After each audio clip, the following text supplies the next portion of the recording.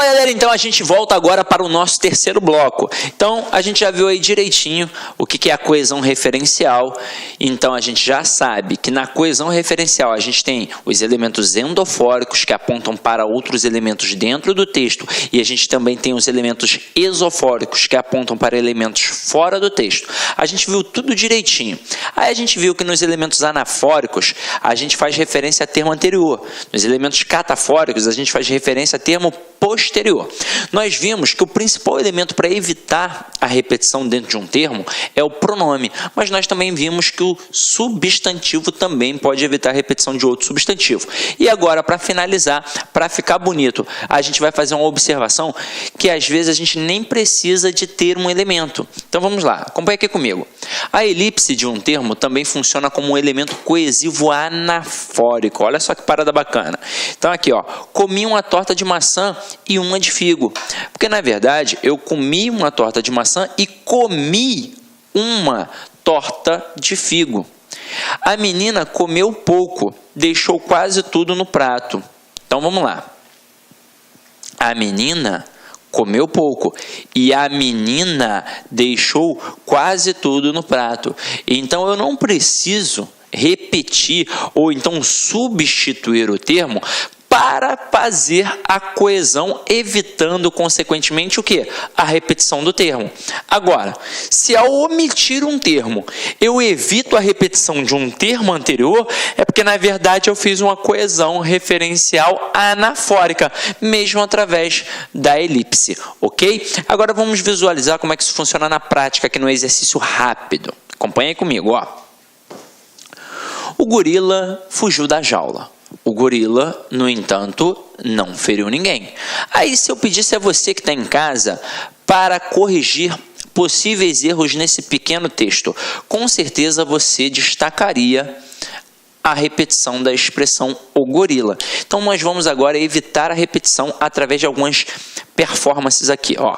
Primeira situação que a gente vai utilizar. A gente vai colocar ali um pronome anafórico.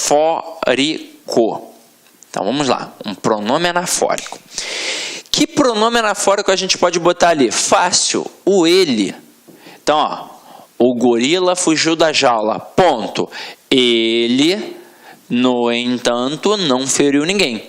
Mas a gente pode evitar a repetição também através de uma hiperonímia. Então vamos lá, o que a gente vai colocar aqui? A gente vai colocar um hiperônimo. E aí para e pensa, se não existe geral sozinho e não existe específico sozinho, é porque não existe hipônimo e hiperônimo sozinho. A gente tem de ter um elemento para poder comparar. Se eu estou dizendo que aqui eu vou botar um hiperônimo, ou seja, um termo geral, eu estou mostrando que gorila, na verdade, é o termo específico. Então, qual é o termo geral para gorila? É o animal. Então, aqui, ó, eu vou botar o animal. Então, eu digo, o gorila fugiu da jaula. Ponto. O animal, no entanto, não feriu ninguém. Só que a gente acabou de ver aí na observação que eu sequer preciso colocar um termo para evitar repetição. Eu posso fazer uma elipse. E aí, o que é a elipse? É a omissão de um termo. Ou seja, no caso aqui, será o chamado zero absoluto. Então, a gente vai fazer as devidas adaptações de minúscula para maiúscula, é claro. Então, vamos lá. O gorila fugiu da jaula, ponto. É o zero, né? No entanto, não feriu ninguém. E aí diz para mim, quem foi que não feriu ninguém? O gorila. Então, o meu conhecimento de mundo permite saber que quem não feriu ninguém foi o gorila. Ou seja, o texto está coeso e coerente. Então, aqui a gente fez um processo de coesão referencial. E em todos os processos, seja utilizando um mero pronome ou um substantivo de valor hiperônimo ou a omissão, a gente sempre evitou a repetição de um termo anterior. Ou seja, nos três processos eu fiz uma coesão referencial anafórica. Só que aqui nesse texto a gente pode brincar de fazer coesão sequencial também, que vai ser o nosso próximo assunto. Quer ver? Vou apagar aqui. E agora a gente vai fazer um ajuste. Eu vou tirar o gorila repetido aqui, ó, e vou botar o ele. Então, ó, o gorila fugiu da jaula, ponto. Ele, no entanto, não feriu ninguém. Se é questão de coesão sequencial, eu vou trabalhar em cima da expressão no entanto. Aí o que o camarada pode fazer contigo? Ele pode pedir para você substituir o termo no entanto por outro que mantenha o mesmo valor semântico, que mantenha o mesmo sentido. Então vamos lá. Letra A, o camarada bota portanto. Letra B, o camarada bota conquanto. Letra C, o camarada coloca porquanto. Letra D, o camarada coloca todavia.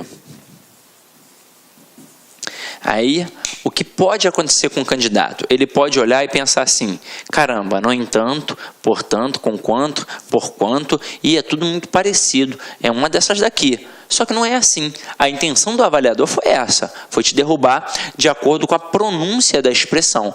Só que para eu substituir o no entanto por outro que mantém o mesmo valor semântico, primeira coisa é saber o valor semântico do no entanto. E o no entanto aqui é uma expressão adversativa, ou seja, indica uma oposição. E por que tem oposição ali? Simples.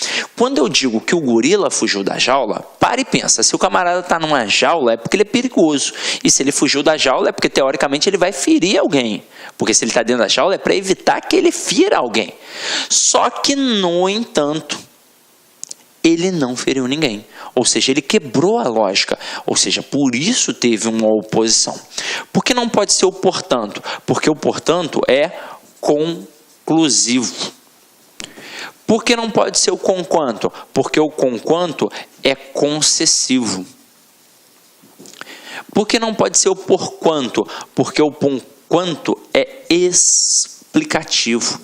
E aí só não sobrou o quê? Só não sobrou o todavia, que é adversativo. Igual ao no entanto. Ou seja, eu posso colocar o gorila fugiu da jaula, ponto. Ele, todavia, não feriu ninguém. Até aí, tudo bem? Agora, olha uma outra questão maldosa que a gente pode trabalhar aqui, ó. Eu boto assim, ó. O gorila fugiu da jaula, ponto. Ele, no entanto, não feriu ninguém. Aí eu destaco, no entanto, e peço para que você substitua por um outro elemento que não possa, ou seja, que não mantenha a mesma estrutura. Então, ó, dentre as opções abaixo, qual é aquela que não pode substituir o termo destacado? Aí o cara vai e faz assim, ó, porém, todavia, contudo e mais. O aluno pira.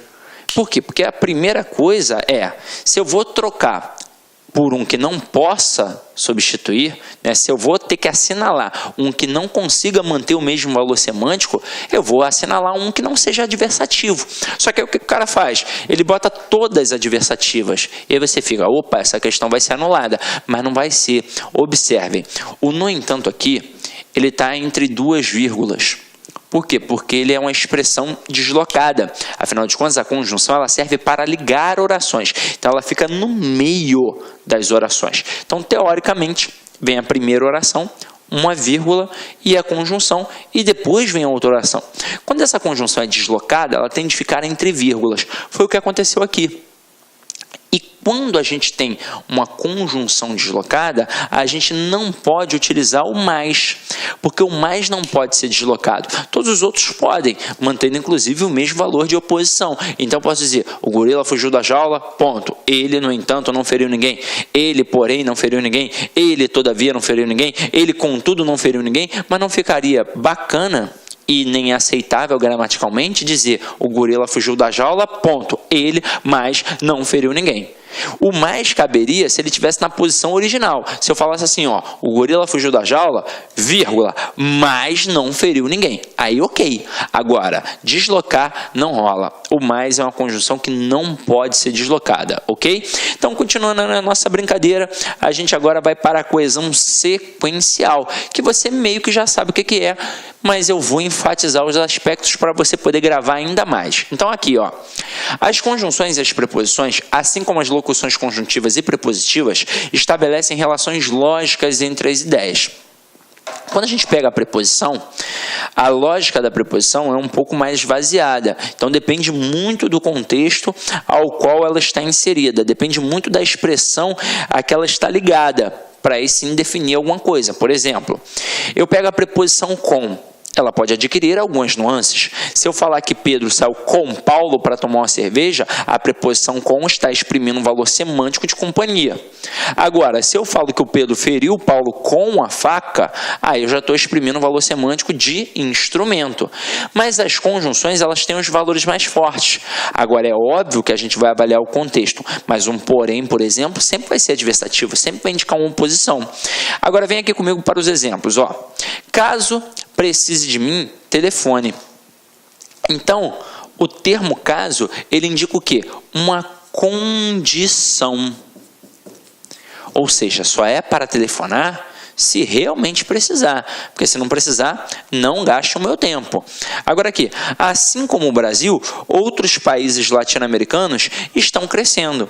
Esse assim como define uma relação de comparação, ou seja, o Brasil está crescendo como os outros países latino-americanos. Então, gravem as conjunções. Essa é a verdade, tá? Agora, se você não fez a aula de conjunção na parte gramatical, saiba que você pode adquirir esse produto gratuito, só o de conjunção, no site cidconcurso.com.br, no menu documentos.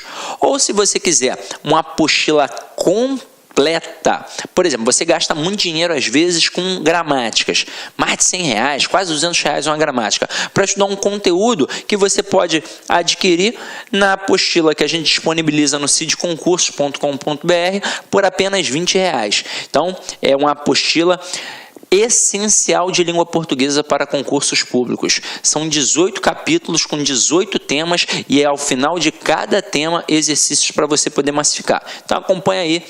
Aproveita porque tá baratinho, né? Então vem aqui comigo agora para a aula, galera. Muitas bancas trabalham com relações de causa e consequência.